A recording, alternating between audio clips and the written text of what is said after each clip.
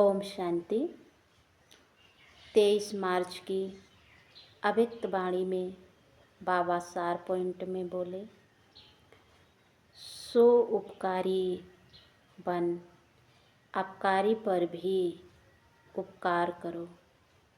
सर्वशक्ति सर्वगुण संपन्न समान दाता बनो। दाता कैसे बनेंगे? दाता के बच्चे परमात्मा शिव बाबा दाता है। किस चीज़ में दाता है?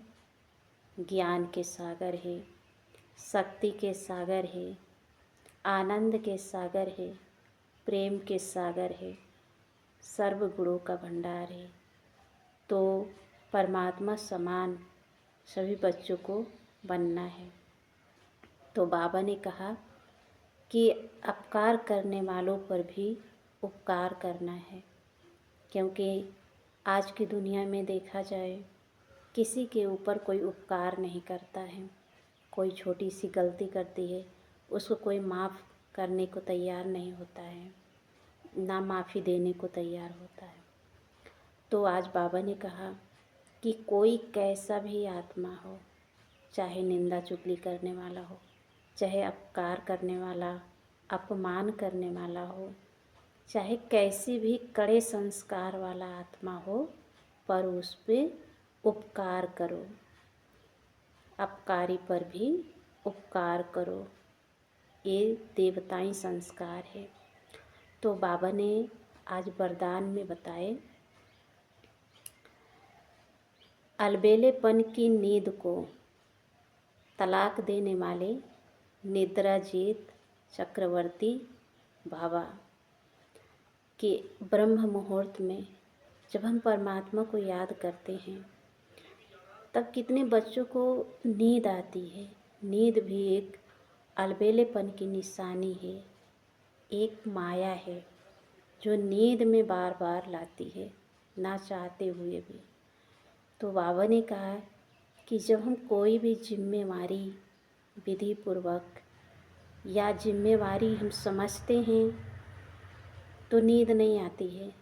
तो बाबा ने कहा कि आज दुनिया में भक्त आत्माएं, उनकी पुकार सुनो, उनके दुखों को देखो और उन्हें सकाश दो। भक्त आत्माएं चिल्ला रहे हैं, पुकार रहे हैं अपने इष्ट देवताओं को, शांति दो, सुख दो। तो उनकी पुकार सुनो और उन्हें सकाश दो, तब नींद नहीं आएगी। नींद आना माना अलबेलापन है।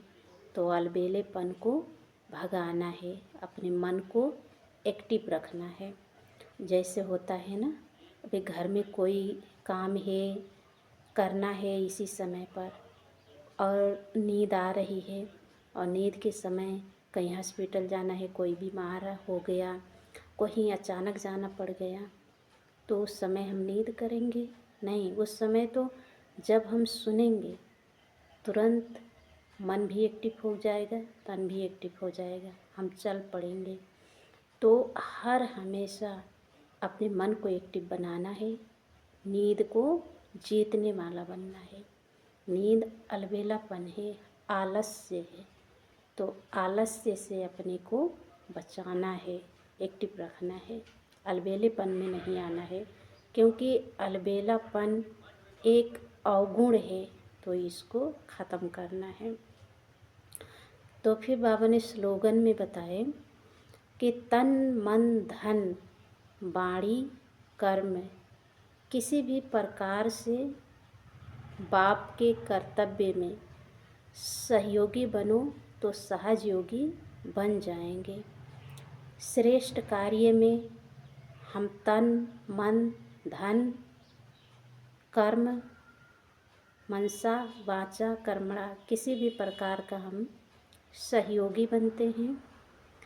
तो योग लगाने में मेहनत नहीं करनी पड़ती है, क्योंकि हम पुण्य का खाता जमा करते हैं। तो जिसकी पुण्य की खाता जमा होती है ना, उसका योग परमात्मा से सहज जुट जाता है।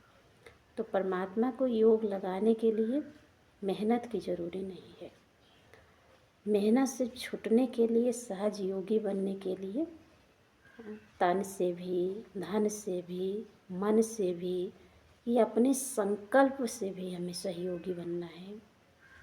अपने मन में कैसी थॉट क्रिएट करनी है, एकदम पॉजिटिव, श्रेष्ठ भावना, शुभ भावना रखनी है।